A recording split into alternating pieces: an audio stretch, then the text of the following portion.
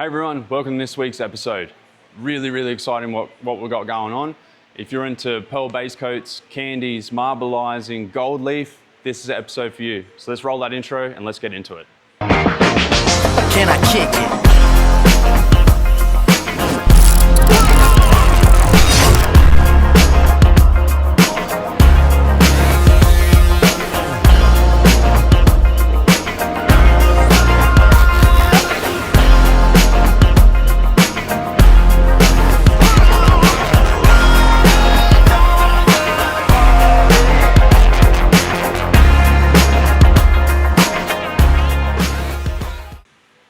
In this week's episode, we're going to be doing some airbrushing, layering some paint, using some stencils, laying down some gold leaf, candy, doing some marbleizing. So I'm really excited what we got happening. So let me show you. We have a full carbon Deviate Enduro frame here from my good friend Rory. Rory and I go way back. We used to go to school together, and we've been playing around forever with customizing push bikes, Harley Davidsons and cars. So this is really cool. This dude knows how to ride a bike, so definitely check him out. I'll put his tag for his Instagram in there. We're gonna do a full shoot on this thing when we're finished. Watch him bomb some hills. But yeah, so we've got a full carbon Deviate frame here. He's lucky enough to be sponsored by these guys. Like I said, dude knows how to ride a bike. We've got some fresh decals as well to put on there, but we're not going to use them as decals, we're going to use them as stencils. So first things first, bike's been stripped. Rory looked after me and degreased the absolute crap out of this thing. I was trying to think of another word to say there, but that's all I've got. So we've gotten rid of all the grease, all the lube, all that stuff. So that's essentially how that looks. Nice big coil rear shock here, or we might even be running an air rear shock now. That's your bottom bracket, seat, handlebars, forks, wheel. So this is going to take a pretty drastic change to what you see here. We're going to still have this, and I think we're still going to have this pattern in the top, but we're going to change the color. We're going to put some candy on it. We're going to gold leaf it. We're going to marbleize it, and it's going to be really fun. So, first point, if you haven't already, strip your bike down and clean the absolute buggery out of it. We want to get rid of all those silicons, all those greases, everything. So, next step, we need to get rid of this logo here. So it's being cleared over, and this stuff here, and on the front, it's been cleared over. I can't tell straight off the bat if it's a sticker or if it's base coat, but the way the reflection is on the clear, I'm gonna say it probably is a sticker. So I'd like to probably get rid of that completely, because we will take some material out of this obviously and sand it flat and we'll prime it, but I also just don't want that to map edge later through all the other stuff we're gonna do. I'd hate to see that faint outline of this through the clear. So I'm gonna go probably with some 180 on my Milwaukee orbital sander here. This has a 2.5 mil throw, so it's really nice and tight and fine. I'm going to start with 180 just on these areas, just where these silver inlays are, and get them sanded down nice and flat. And then we'll probably break through the clear, so that way I can check if it's base coat or a sticker. If it's base coat, you might be okay. You might be okay with leaving it on there. You're probably with a better chance than this being a vinyl sticker. So time for some time lapse. We'll rip in, get that done, and I'll talk to you at the next step.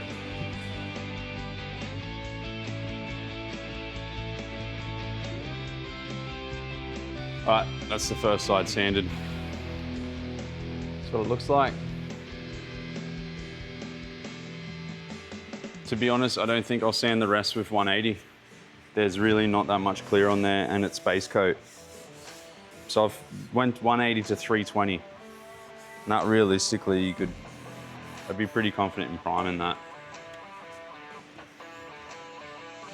So don't want to break through to the carbon too much and upset that resin and stuff. Really don't want to be taking, look, I don't know carbon that well. I have sanded my whole road bike to raw carbon, gold leafed it, cleared it, looks really cool. But I really don't want to go digging into that with like a 180 or something, because again, I don't know if that will upset the structural integrity of this frame. So just be mindful, be wary. But again, I think I would probably just 320 them off. The clear coat really isn't that thick. I'm just using 3M Cubitron 2. That was actually even a second hand piece I put on there, and it chewed through it, and it's really nice and smooth. So something to think of, just something to think about, obviously depending what frame you're doing. I could be doing an aluminium frame, you know, different brands have different ways they refinish their frame. So just make that judgment call yourself. The other thing I probably should have mentioned, if it is your first time doing something like this, grab your stickers, get some paper and make yourself some templates first, because these stickers are literally just a sticker. You know, there's no real way to figure out where they were. So what you could do is rather put a piece of tape it, paper it, you know, draw your pivot, your rear shock mount there, draw where your cable routing pops out, even try and highlight the fold marks in the frame, just somewhere to give you a bit of an idea where they go.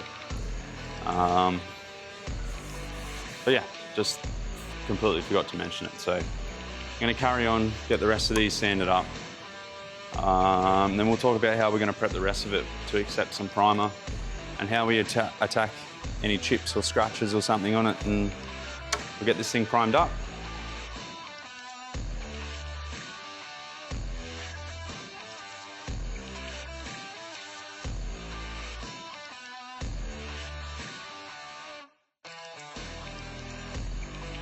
So all those silver inlays are now sanded flat. All gone. I just ran over with a little black final block as well, with some 3M 320 sticky paper on it, just in case we had a variation in material sanding rates. I just didn't want this whole section of the frame to look really wavy and gross. So I've just, black one's pretty rigid, especially once you wrap it with the sticky paper, it's very rigid, which is just perfect to fit into these areas. So I just went up and down a few times, changing my sanding pattern, just intersected them around all in there. This front was a bit tricky, probably could have used a slightly softer block, but that's why I did that. It's just to try and really even all of that out. Once we prime it, we can re-block it, and it's gonna give us a really nice result. So moving on is just inspecting the rest of the frame for chips, scratches, high traffic zones. Obviously the belly here, I didn't show you guys before, but this has a bit of a crash pad, bit of a guard that bolts onto the bottom, bolts onto there. Now I'm not going to paint this the same color as the frame, because you can see just how high traffic zone it is, how much it gets busted. This in the light is actually just raw carbon, so you might be able to see it a little bit on this side. So yeah, it's all just raw carbon. So basically with this, I'm just gonna refinish this. I'm just gonna sand the crap out of this, try and get it as smooth as I can. If I have to, with any of these chips and stuff, I'll just airbrush a little bit of black in there so they're not as noticeable. But otherwise, just layer it with some clear and smooth it all back out again. So again, such a high traffic zone, high bash zone, all your debris, rocks, sticks, anything basically coming off that front wheel is just hitting smack bang right there. Also too, logs, rocks, if you have a pretty decent case on a jump, that's where that's smacking. So we'll touch on that a bit later. I've inspected the frame, like I said, high traffic zones under here. Not so much on the top tube. You'd probably more or less get wear marks from your knee pads or your shorts and stuff. But for the rear triangle, the rear chainstay, important to try and figure out exactly which way it goes. So you can see here, this is your rear caliper. Your disc will be inside here. This is your cable routing. So then this side here, that's your rear derailleur to your cassette for your cluster of gears on it, and your chain wraps around. So 9 times out of 10 when you're buying one of these high-end bikes, they do have big bits of rubber on there for your chain slap and stuff. So we've got a bit of leftover glue at the top here, and this is literally quite perfect because it's had a protective rubber sticker on it. So, and this big doozy here. So I'm just gonna go around and identify what I wanna fix. Probably just really quickly hand sand just with a bit of 180, just at the old piece we used originally to sand that stuff with. Just reuse that. We just want to key it up, clean it with some acetone. We'll put a little bit of filler in them. Then we'll move on to prepping the rest of it, all of it really, to accept some primer, mask it out, hang it up, prime it.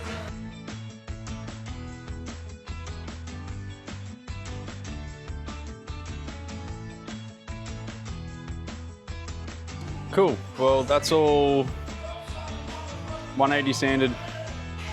A little bit of air blew it out. If you got the ability to do it, awesome. If you don't, it really doesn't matter. Yeah, 180, clean it with acetone, and we're ready to go. So it's good to just, obviously don't rush. There's so many different angles, shapes, faces, everything. You could feel like you've thoroughly checked this thing, and before you know it, you've rolled it around one way. And there's a little cluster of chips there that somehow you didn't see in the first 10 or 15 minutes. So on to filler. The filler I'm going to be using today is Resto Fill number 2. Any conventional filler, automotive filler, 3M Platinum Plus, U-Pole, whatever would suffice, but this is what I've got, this is what I use. Why I'm using number 2s, I don't need the build of number 1.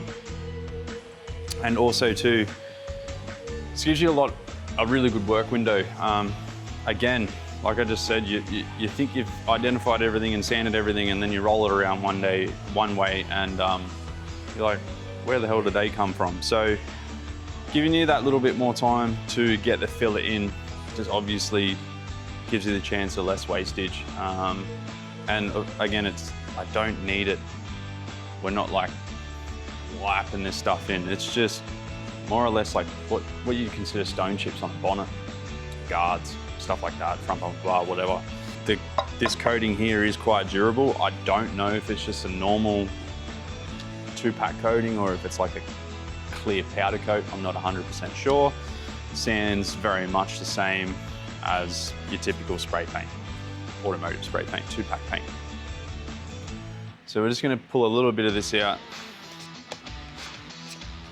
put it on the board. Need your hardener. These hardeners, much like your tomato sauce or ketchup bottle, just gets that yucky, watery stuff on top. No one likes that when you squirt that out onto your pie or sausage roll or something, whatever you're eating. So just give this a good squeeze, knead it all through.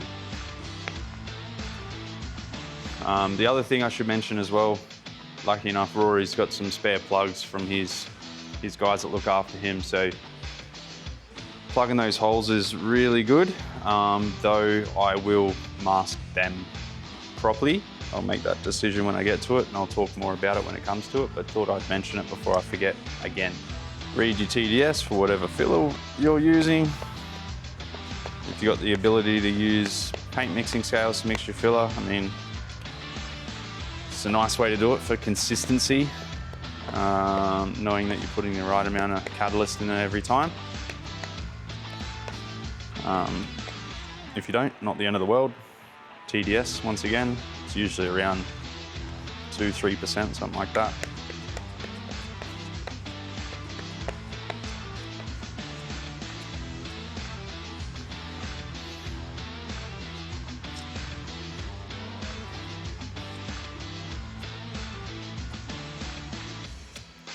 Try and get in there as neatly as possible.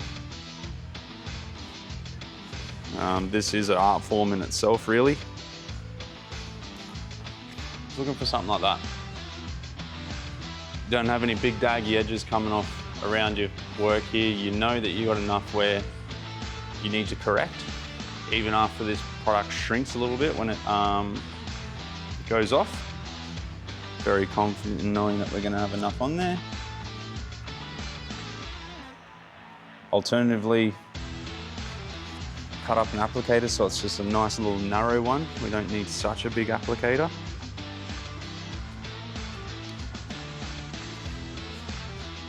The other trick here is trying not to roll this and ruin the bog you've just wiped in there.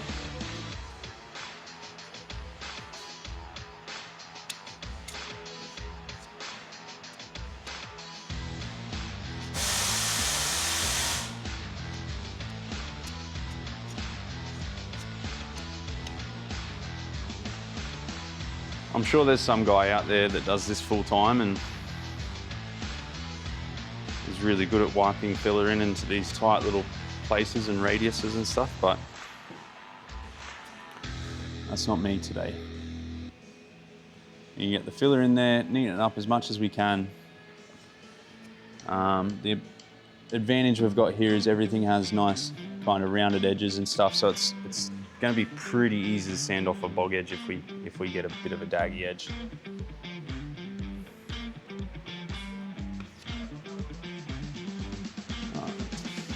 This part in here I just sanded because I had some scratches down in here. I don't think it really needs filler. We'll get it with primer. Where that glue was is good.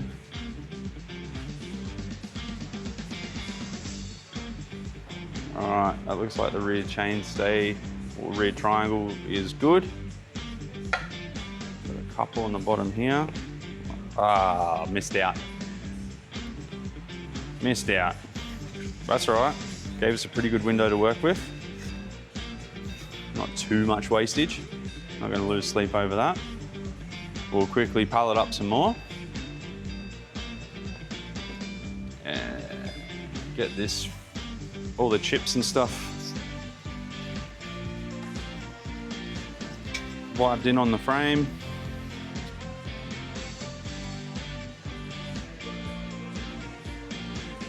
I'm a rolling stone.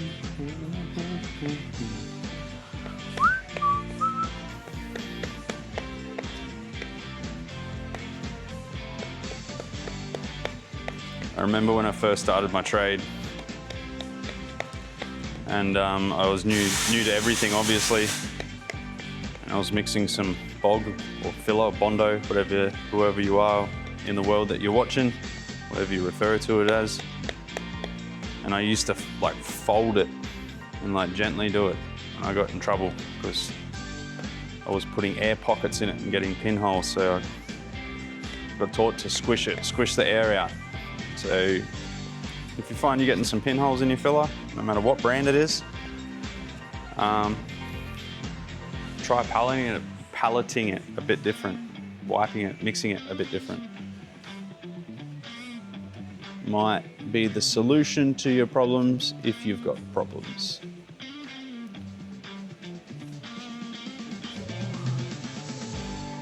I got told I'm not folding eggs for a fucking pavlova. Squeeze the air out.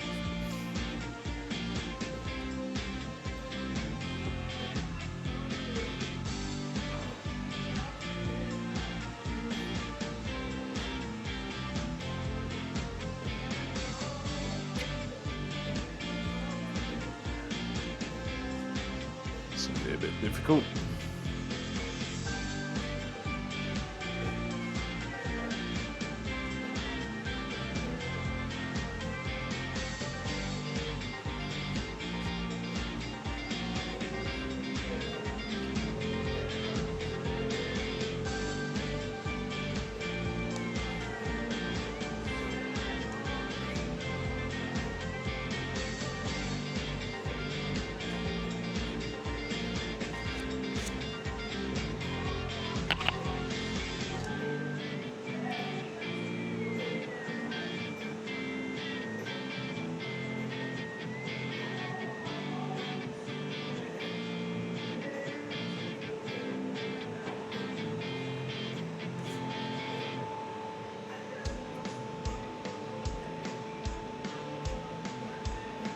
Cool, they're all wiped in. We'll let that all go off. Let me try that again. All right, they're all wiped in. We'll let that go off. We'll come back, give it a sand, and carry on with prepping the rest of this frame for primer. Well, our filler is all gone off now. You can see here, it's really not that thick. You can still see like the original color through it. And just where those speckles where it's a bit heavier, they're the chips. They're the chips. So again, just using the same bit of 320 that we blocked this stuff with. I'm just gonna use that. We definitely don't hack into this with 80 grit or something. All this material is quite soft. And when I say soft, I mean it's not steel. So your 80 grit's gonna cut into it really fast and really deep. It's just not what we need or want, I don't think, on this. We're then rather gonna have to sand all those heavy scratches out, or prime it with something that gives us a lot of film build to fill them up. Then we've got to worry about it shrinking and sanding scratches and a whole bunch of stuff. So I would not recommend. We're just keeping it nice and fine. This isn't a major repair.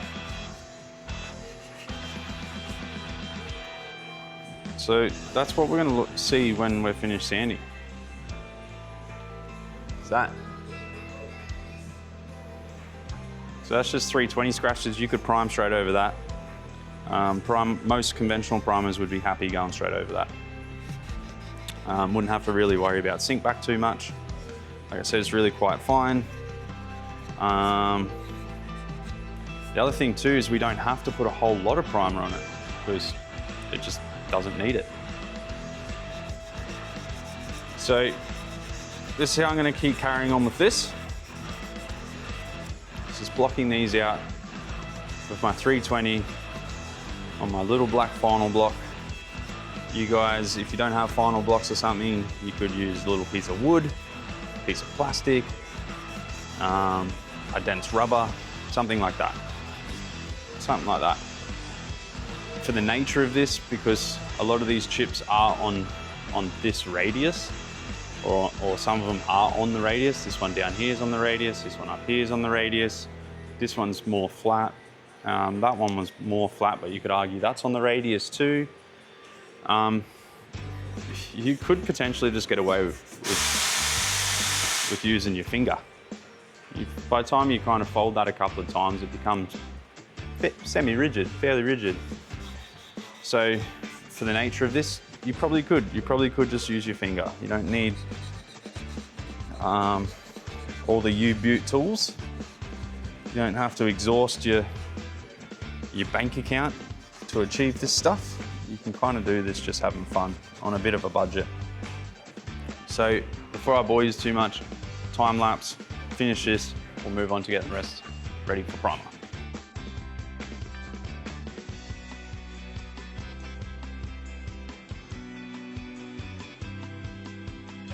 All right, so all of our filler work is now sanded. Should look something like that.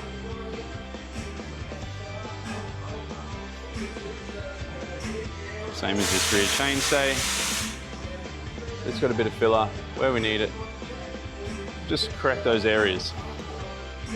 All right, next phase.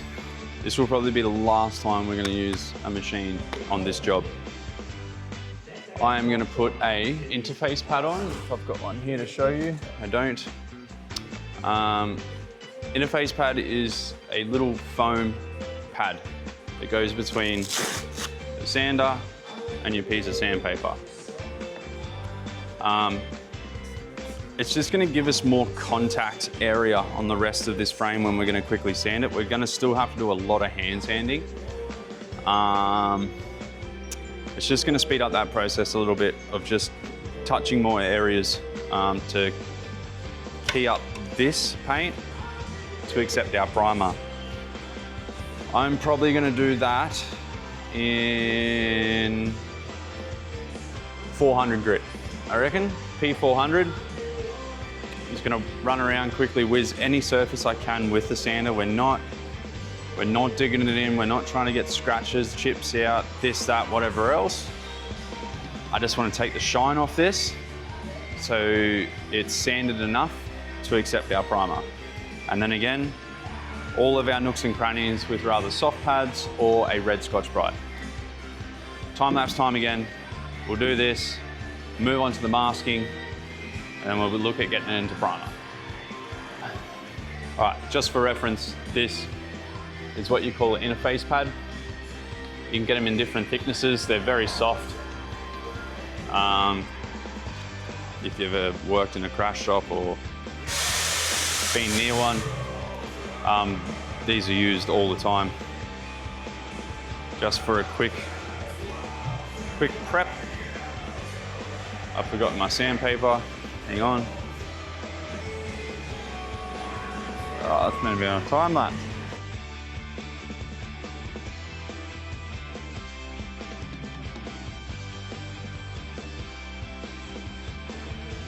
.400 sanded on the Orbi.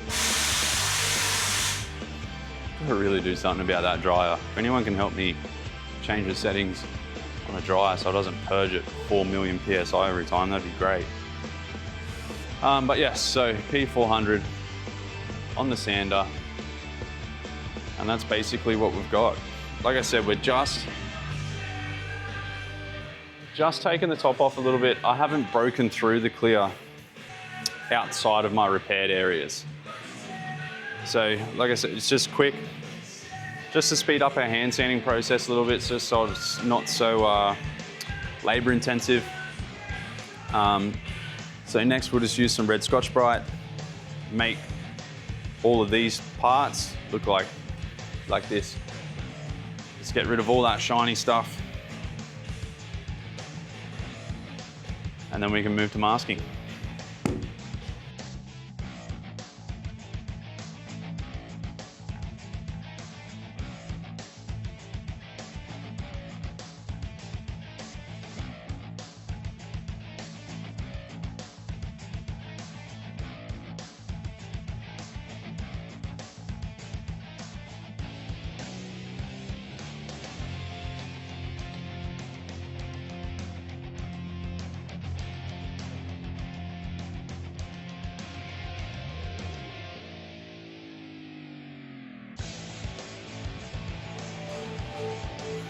Cool, so we're all sanded now.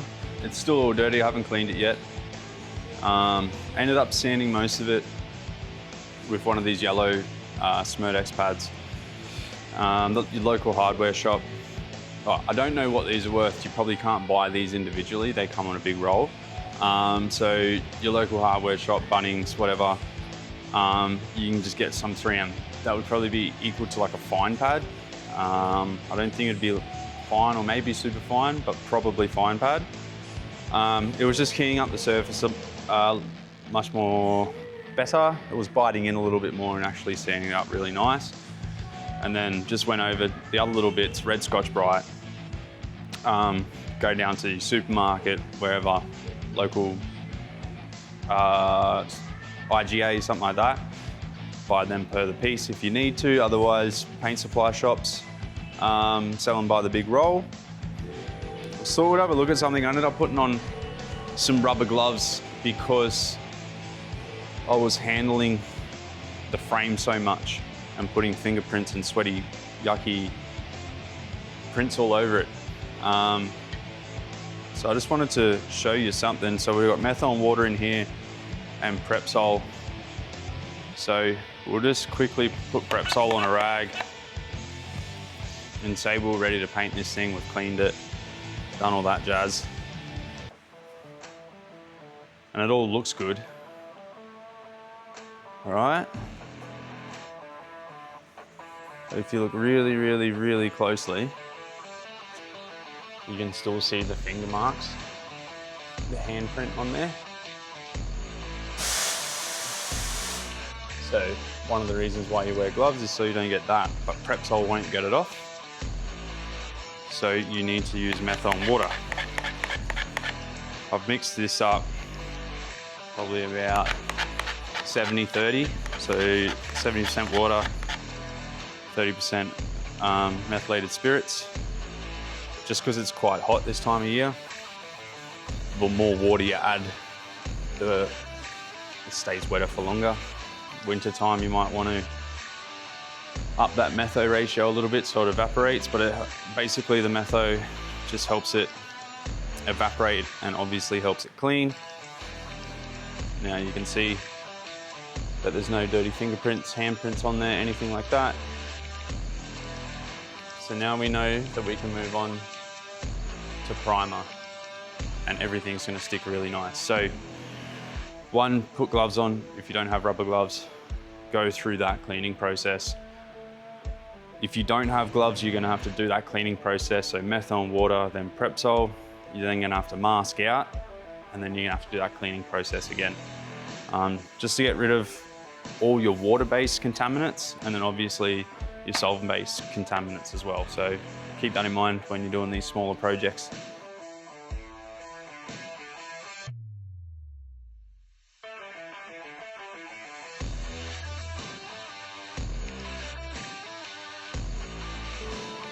Cool, well that's all cleaned up now. Methyl and water, gloves on, all that stuff. Now we're on to masking. Very, very important to follow where these have originally been masked out. So you can tell on some of these pivots here, that's still raw carbon with the clear seal on it. These parts, seat clamp area, definitely inside the steerer, bottom bracket. So a lot of masking to do on this. I'm also going to mask this area here out. So that looks like where some cable routing could go, and it looks like something's bolted in there. We don't need to put primer in there. That's just going to be a nightmare to try and sand and prep for paint. So as well as chuck some bolts in anywhere you can. Anywhere that's meant to have a bolt in it, just loosely put a bolt in there. You don't want it all the way down, otherwise your primer won't hit the right surface, but just helps blanket off. Same as these. You got a bearing, got to mask all these out. Even the tops. Just follow whatever has already been done. Especially on a carbon bike. Some of these things run such tight tolerances. Even just film build on there, it will make this thing like creak and groan. So make sure you mask them up properly.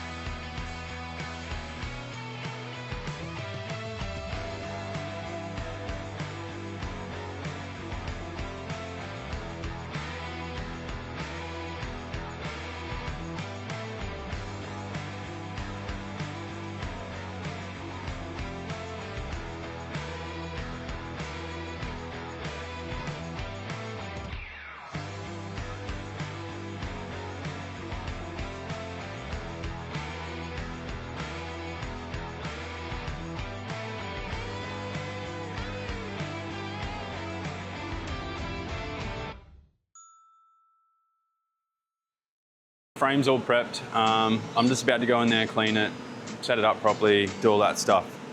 I've got my base coat mixed up here, Baslac 35 line, solvent base coat, reduce it 2:1. I'm using a medium reducer today. It's a little bit muggy, but the temperature itself is pretty cool. So that's why I decided to use a medium. So this is gonna be our ground color here. So that is a Ferrari color. Yeah, solid white base coat, 35 line. These are our candy colors. I'll explain more of that. We're also gonna do a little effect over this white, gold leaf, some appy tape. Yeah, I don't know if I mentioned it, but a really good way of masking like nutserts or nuts in general, threads, stuff like that, just earplugs. Squish them up, jam them in there, trim off the excess. I tend to buy these are some leftovers from the workshop, but I tend to just buy these off like Temu or something, because you're not actually using them in your ears. Like, who cares if they actually work that good for your ears? They're just cheap. So Amazon, Temu, something like that. You can see you could probably reuse them. It's been cut off, but you could still use them. So pretty handy. But let's get into it. So I'm just gonna go in there, clean the frame. Our water cleaner, Methone water, Prepsol, chuck a mask on, chuck a jacket on, and we'll chuck a bit of white base coat down, and then we'll do a little effect on the white base coat.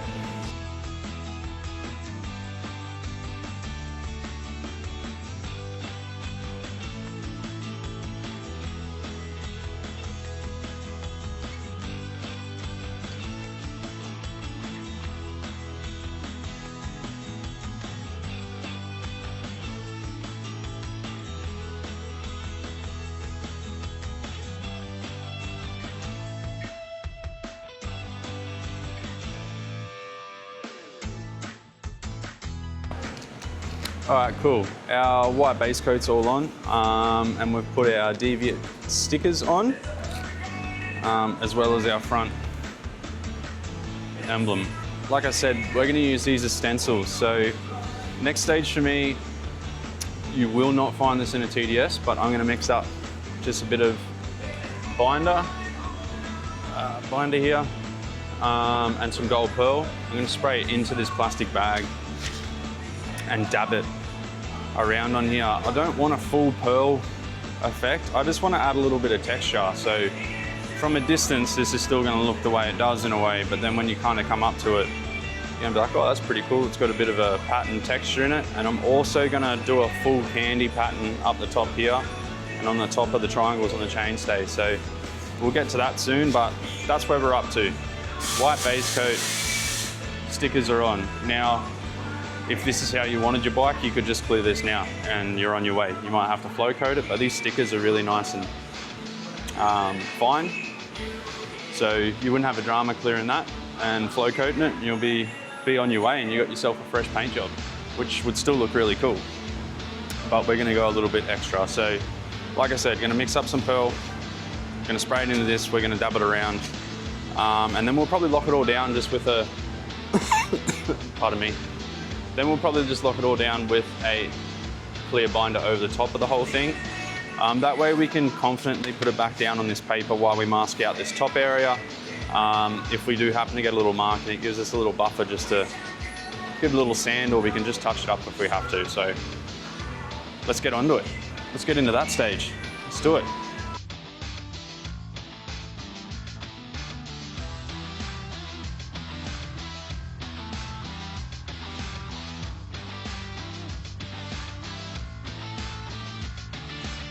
That's about all the effect I'm going to put on the white. So what I've done, literally, shopping bag, scrunched up. The more you scrunch it, the more texture you get out of it. Now I could keep going and layering this thing, but I just wanted a kind of subtle effect, which is giving us this. It's a nice little bit of marbleizing, really. Once we go and put our candy on top and do our leafing where the deviate and stuff is, it's going to keep pulling your eye away from it in a way. It looks very loud at the moment because it's the only effect on the frame. But once we start adding other things to it, yeah, your eye will be drawn away from it a little bit. So this is straight over the base coat. I've sprayed it into the plastic bag and then dabbed it. If you want to layer it up more, give it ample time to dry out, because if you keep going over the same spot, you're just going to wet up this original white base coat. And then you might start seeing your white primer and stuff underneath, which is ideally probably not what you want, unless it's an effect you're going for.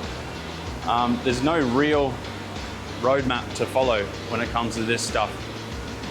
You'd be pretty blown away with how you get some of the effects on some things. So just gonna fix this quickly before it falls out. But I'll show you the rear chainstay. So basically that's what we've got. It's just that little bit of effect. Just that little bit of gold pearl. Hopefully it's coming up in the camera. But yeah, really happy with that. Really happy with how that turned out. I reckon that's really, really cool. It's exactly what I was going for. All right, we're gonna add a little bit of black around these letters now. A little bit of over-reduced black base coat in my minigun at the moment. I'm just gonna dust it around where these stickers are. Just create a little bit of shadow. Again, just introducing another bit of texture or depth to it. I'd usually do it with my airbrush, but my airbrush doesn't get much use. And I just pulled it out and it's nowhere near good enough to use at the moment. It needs a good clean and good service. So hopefully we'll be able to do something with this. I've got it on pin. I've got no fin. Right. It's kind of going to be a little hard too because the sticker itself's black, but we're just going to hit them right on the sticker.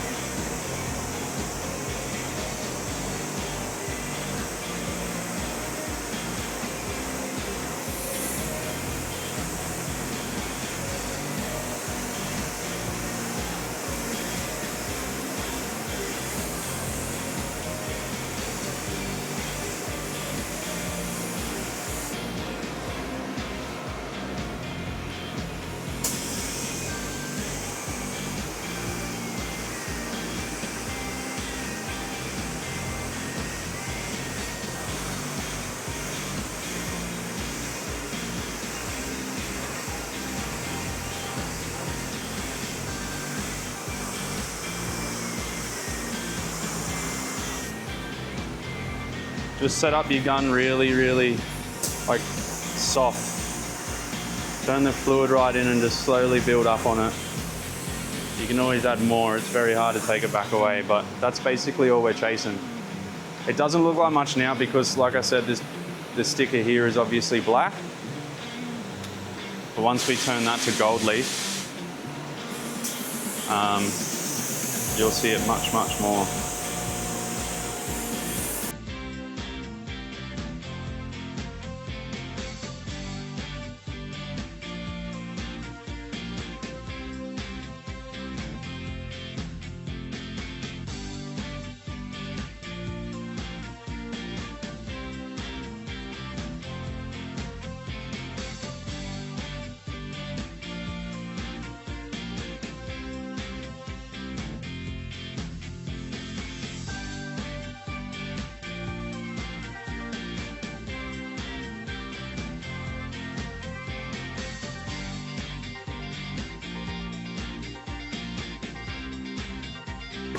Cool, so I've used some 1mm fine line, 18mm tape and some paper and 2-inch tape to mask out our top panel here that we're gonna put candy on.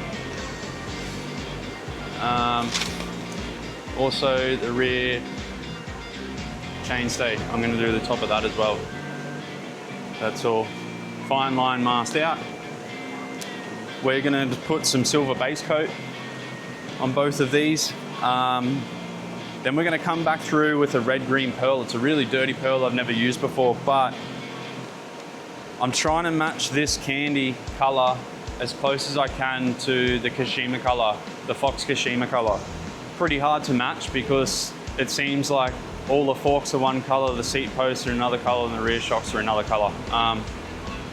Whether that comes from just how the Kashima coat reacts on different materials or whatnot, I've got no idea. But it's not a really bright candy orange or gold that you would think. So what I've done is a silver base coat, the red-green pearl over the top, that just dirties it up a bit and knocks some of the green out of the candy and gives us a bit more of like a bronze color in a way, a burnt bronze,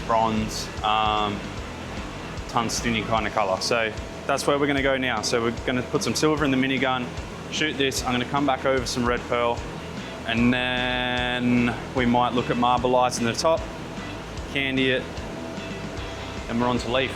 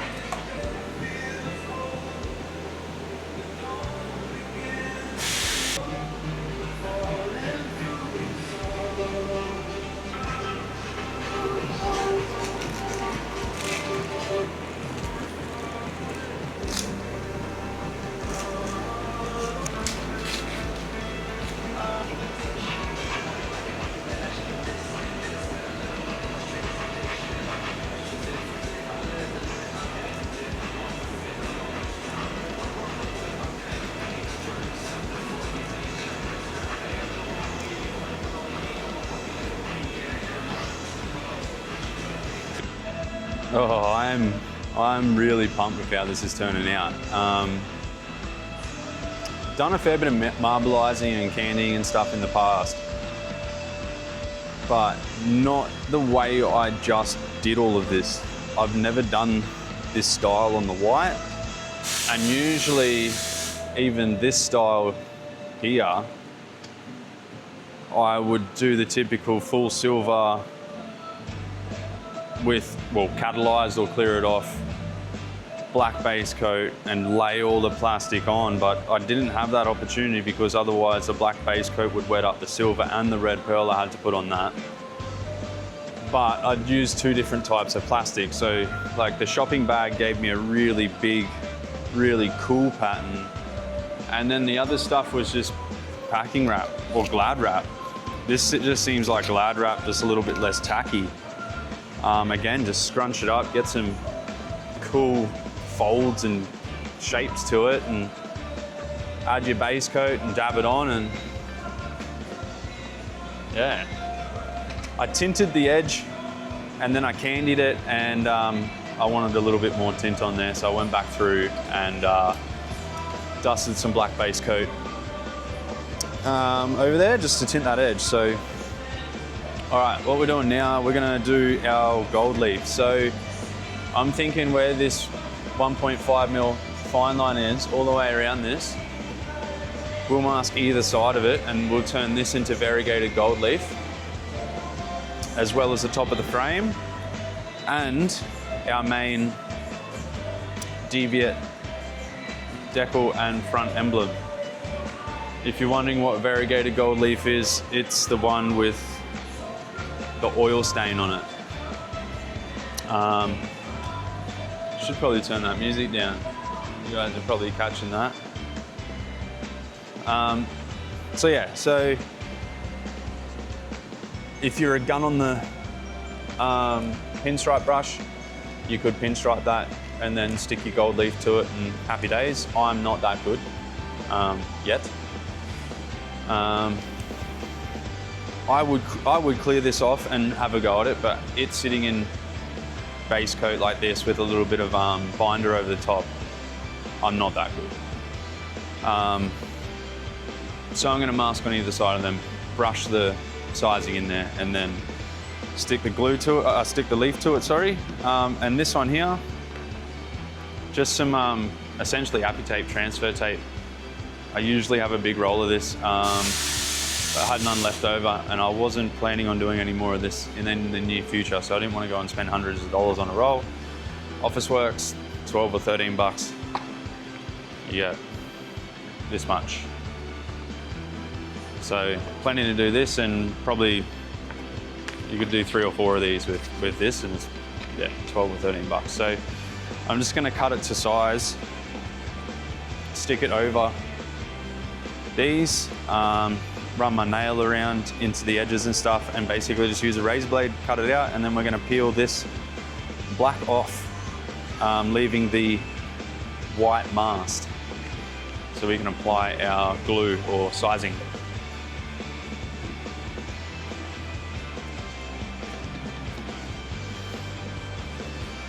All right, so I'm just going to put my gloves on just to protect this paintwork and my yucky fingers and all that stuff, as much as you wash your hands a million times. So yeah, just cut this roughly to size, a little bit of overhang, and we're just going to stick it directly over the top. It's pretty straightforward.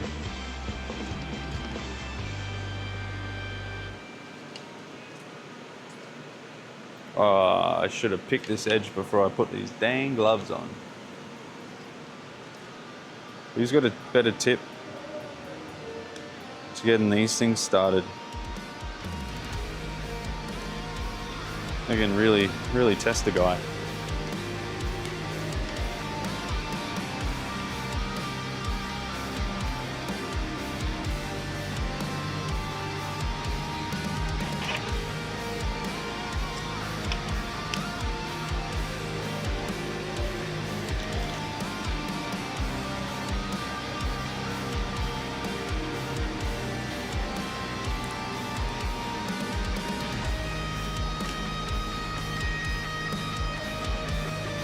This stuff surprisingly is like the kind of the perfect tackiness.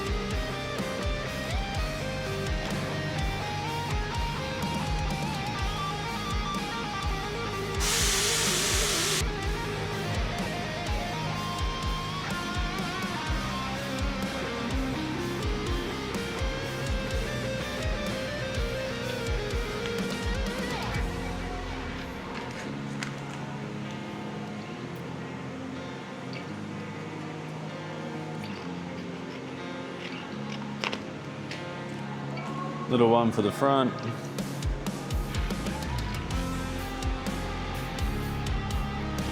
And then it's the painstaking process of cutting it all out.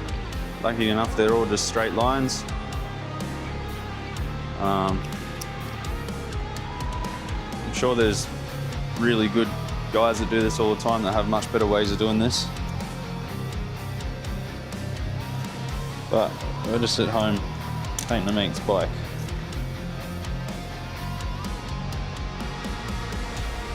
I'd do it the same as if I was doing it in my shop, because I don't actually know a better way. I'm not a sign writer. So shed some light on it for us, you graphics guys, or you bike painters. I love watching Luma Colors and stuff on Instagram. I'm sure that's what it's called, Luma Colors.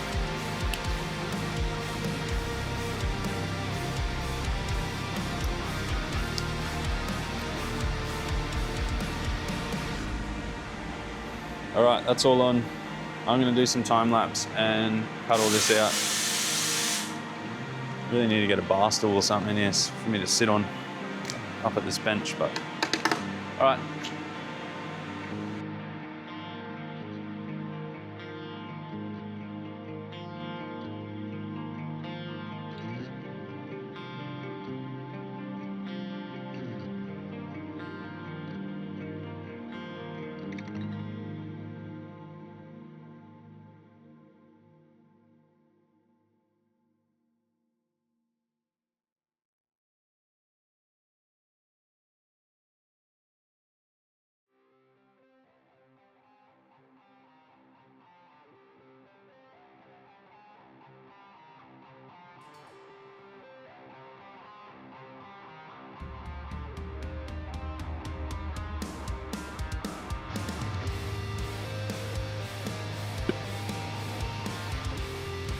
stencils all on, glued, cut out, all that stuff.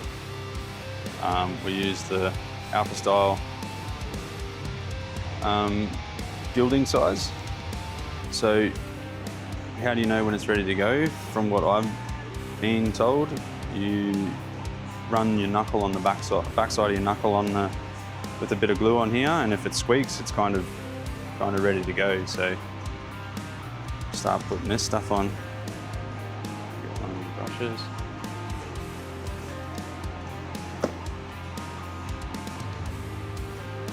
Turns out I don't have much of this left, so I've got to use it pretty sparingly.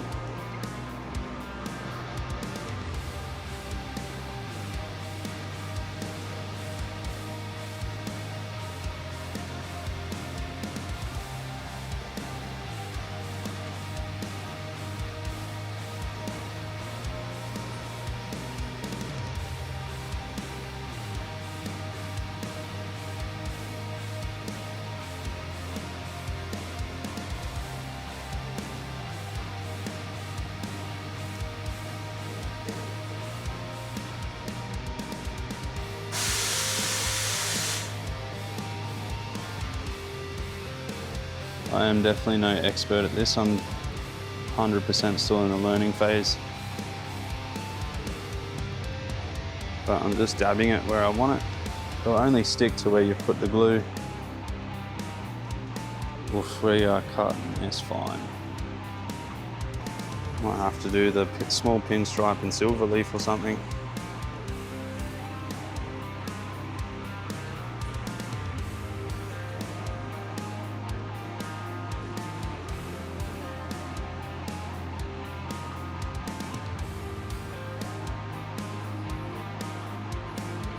This stuff is so thin, definitely don't try and do this outside or on a windy day or something. It'll just blow away on you.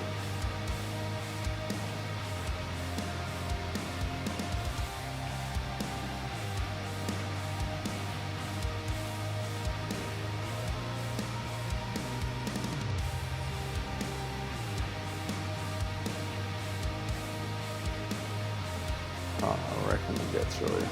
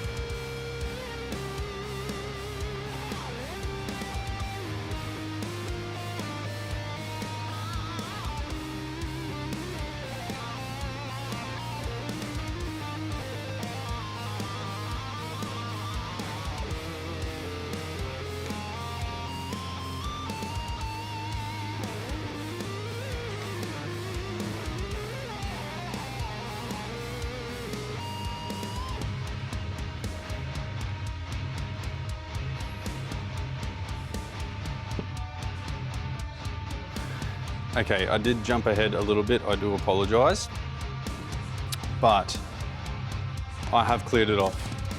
I just did 2 coats of 40/40 clear, Basilak clear, reduced out at 20%. Fast hardener, because we want this thing to go off pretty quick, because it's not our final coat. We will be layering some more stuff on top of this. Basically, this is what we've got.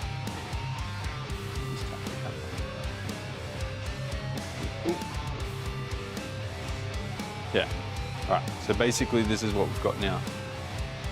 Been cleared off, I've then come back over with 800 soft pad, sanded it all, really focusing on the letters and stuff.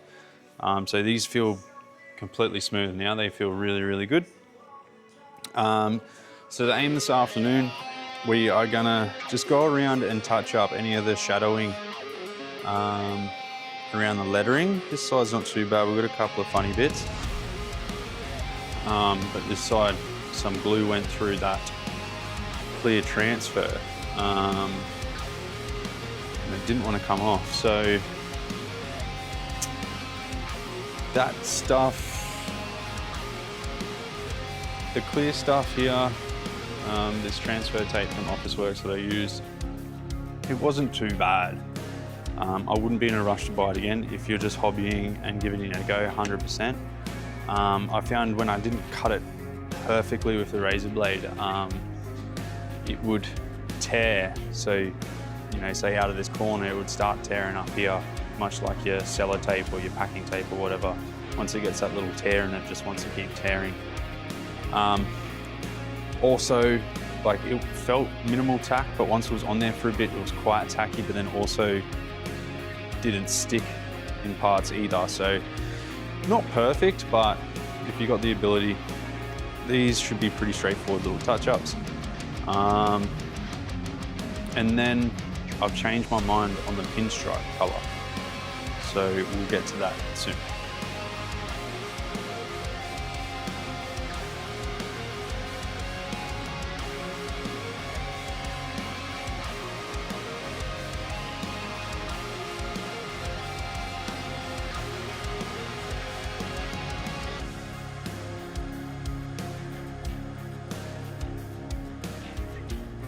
Touch-ups are done.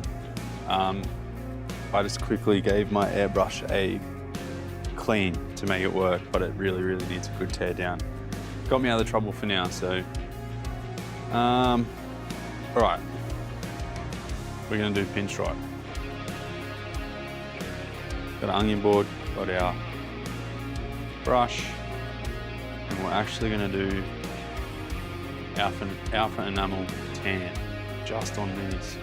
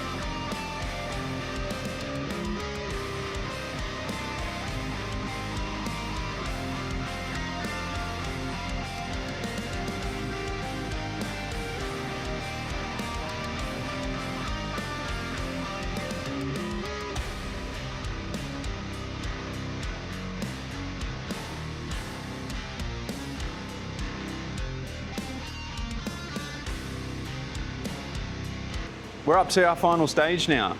So, quick recap. We've done a white base coat. It's a Ferrari color. I'll add the name or the color code rather in a comment or onto this video. We put our stickers on. We then used our gold pearl on our plastic garbage bag, dabbed it, got our effect. We tinted all around our letters and our front emblem there. Masked this out, silver, red pearl, marbleized it, candied it, came back through, tinted the edge on both this and this. And then from there we've cleared it off. Again guys, I cleared it off because I want to just hit like a little save on it. I'm not good enough yet to pinstripe over base coat. I'm just not. I know enough to yield a really nice result. I haven't spent enough time on it to just really get into it and just be confident with it, to be quite honest. So by clearing it off, if you have a bit of a dodgy line, rather later that day, straight away later that day, or if not the next day, you can kind of just come back through and clean up the little edge a little bit, whether it to be a bit of solvent, sandpaper, razor blade, whatever you think is going to be the best tool to use in that situation. if you do it this way, or for the guys that again, they dabble in this and they're not great at it, I'd love to know your tips and tricks. The problem I was running into this is my paint was a little bit old and it's in a plastic bottle. I have a feeling maybe some of the thinner or solvent or something had leached out of it, and I was really, really struggling to palette the brush. I would get the perfect palette on the brush, but then it would only last, you know, this long. I'd done a bunch of research, a bunch of tips, nothing worked for me, so I think I'm just gonna throw that bit of alpha in the bin and get myself a fresh tin that's actually in a tin. I think the little plastic squeezy bottle may be the thing that bit me in the bum there, but that's how it was supplied to me, so it just is what it is. It's an inexpensive little product. It goes a long way, so I'm not upset about it. This is about it, guys. So I'm gonna glove up again. I'm gonna clean this whole thing with methyl and water again. I don't wanna add solvent to my pinstripe. It doesn't really like it. Typically, if you lay an average pinstripe down, you can wipe it off with Prepsol and redo it. So I don't want to go and hammer this thing with Prepsol. I did give it a really, really thorough Prepsol before I started pinstriping it. I might just put it on a rag and just wipe around on the white, just so I know it's very clean. But ultimately, I just want to clean off my water-based contaminants at the moment. That's about it. Glove up, water clean, hang it up. We'll mix some more 40/40 clear. I'm gonna just do a very light coat on everything. Depending what brand pinstriping paint you use, this can fry, and it will fry its head off. It will just get all those little, almost like paint stripper, gets all those cracks in it and stuff. So I just like to really dust it on, especially over these areas. Look, the rest of this is fine. It's already been 2-pack cleared. We might have, if you're in a dirty environment, or if you're not 100% sure if you've cleaned it properly, you might have a little bit of wax, silicone, contaminant, whatever. At least by dusting it, you're allowing the clear to kind of just set up a little bit. You're not bombing a full coat of clear on, you're just allowing it to set up and tack off. That way, when you come back through for your second, if not your third coat, it's giving you clear something to stick to. If I was to clear this the same way, with the same gun setup as I did the first time, with all of our base coat and all of our graphics on it, it would just run out of everywhere. Because it's going over a catalyzed material, we've got nothing on there to kind of, I guess, draw in the moisture or suck up that little bit of moisture. It's essentially going on top of itself that's already catalyzed, already gone off. It's got nothing to kind of hold on to. So it would typically run easier depending on what products you use. I'm using Baslac 40/40.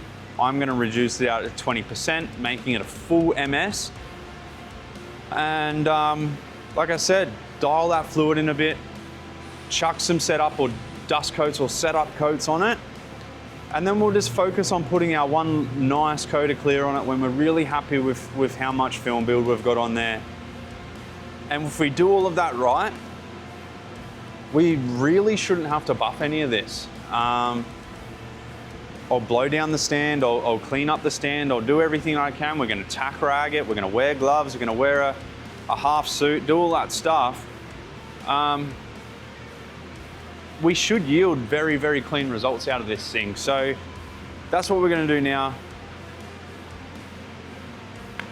I'm gonna run it through my Walcom. I think we can cut that and add another one, but let's get into that now and let's get this thing cleared, and we can get it back to Rory so he can build it and he can bomb a hill on it and get us some really, really nice footage, some really good footage. So let's rip in, guys. We're at the end. The other thing I got to mention too is our little belly guard, stone tray, bash plate, whatever you want to call it. That's the one that bolts in under here. I gave this a really, really generous sand. just to try and get rid of most of the big chips. There's still some pretty decent ones in it. I couldn't get right down into here to sand it really properly, and it was already tinted black, so I had quite a bit of inconsistency overall with color. All I did was come back through with the airbrush, bit of black. I've essentially black candied the thing.